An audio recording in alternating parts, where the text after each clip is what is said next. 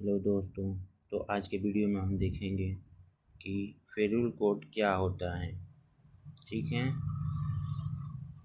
जैसे कि आप देख सकते हैं इस वीडियो में, what is ferrule in electrician wiring. और ये जो आपको डिस्प्ले पे दिखाया जा रहा है, ये जो है 0 से 1 तक की नंबरिंग फेरुल कोड है। ठीक है, तो जैसे कि आप जानते हैं कि फेरुल कोड क्या होता है। तो फेरुल कोड एक छोटा सा इलेक्ट्रिकल एक्सेसरीज होता है, ठीक है, जो तार के अंतिम सिरे पर लगाया जाता है, जिसका ज़्यादातर प्रयोग इंडस्ट्रियल वायरिंग और पैनल में डीबी ड्रेसिंग में किया जाता है। ठीक है,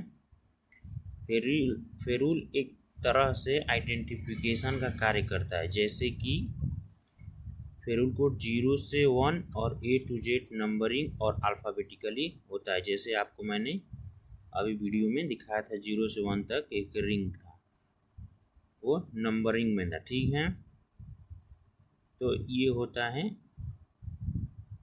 फेरुल कोड। ठीक है, तो जैसा कि हम जानते हैं कि फेरुल कोड कैसे आइडेंटिफाई होता है। इसको आइडेंटिफाई इस तरह करते हैं कि जैसे मेन सप्लाई हमारी आ रही है, जैसे आप इस फोटो में आप देख सकते हैं, जैसे ये आपको RYB तीनों दिख रहे हैं। ठीक है, तो ये जो RYB है, तो इन पे जो फेरुल कोड का अल्फ़ाबेटिकली होगा, उसमें जिसमें उसका इसमें लगेंगे जो RYB है, तो जिसमें रेड है उसमें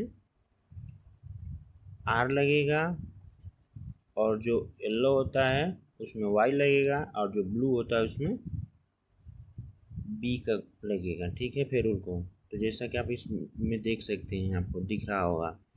ठीक है, तो इसको ऐसे ही आइडेंटिफाई करते हैं, ताकि हम ये जो RYB एक डीबी से अगर किसी दूसरे रूम या डीबी में ले जा रहे हैं, तो वो आसानी से समझ में आ सके कि कौन सा आर है, कौन सा वाई है, कौन सा बी है और कौन सा न्यूट्रल है।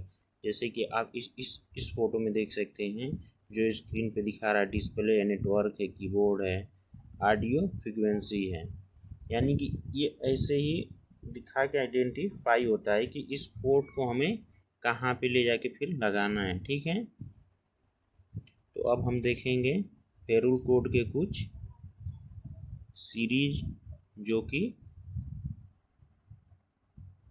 कोडिंग के तौर पे या वायरिंग में यूज होते हैं। जैसे कि आप देख सकते हैं ए सीरीज, पहले नंबर पे ए सीरीज का काम क्या होता है कि यह करंट ट्रांसफार्मर में यूज होता है। ठीक है, करंट ट्रांसफार्मर का मतलब ये होता है कि ये जो करंट ट्रांसफार्मर होता है, ये करंट का मेजरमेंट करता है। ठीक है, वहाँ पे इसको हम करेंगे A1 A2 और A3 से। ठीक है, अगर हमारे जहाँ पे CT का काम हम कर रहे हैं, वहाँ पे हम उसके केबल में जो वायर दौड़ाएंगे उसको हम A से कोडिंग करेंगे। ठीक है, और दोस्तों इसमें जो दिख रहा है आपको A1 A2 A3, जैसे कि आप देख सकते हैं A2 B2 C2 D2 E2, ये सब दिख रहे हैं। इसमें जो A1 होगा वो आपका प्लस में कोडिंग किया जाता है, मैंने प्लस के लिए आइडेंटिफिकेशन करता है, और B2 होता है वो आपका माइनस के लिए आइडेंटिफिकेशन करता है। तो जैसा कि आप देख सकते हैं, अब हम देखते हैं दूसरे नंबर पे बी सीरीज का क्या काम होता है।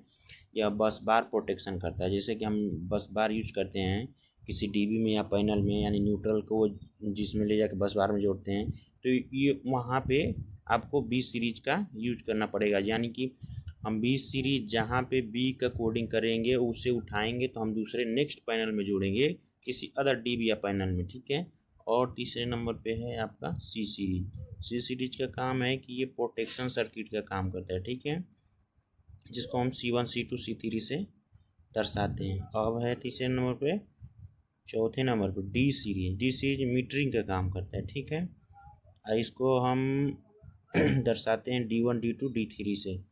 डी सीरीज का मतलब है कि ये जो डिजिटली दिखाता है नंबरिंग, उसको ये मीटरिंग करता है, दिखाता है। अब है पाँचवें नंबर पे ई सीरीज का काम होता है कि ये पोटेंशियल ट्रांसफार्मर यानी PT में यूज किया जाता है। ठीक है, जिसको हम E1 E2 E3 से दर्शाते हैं।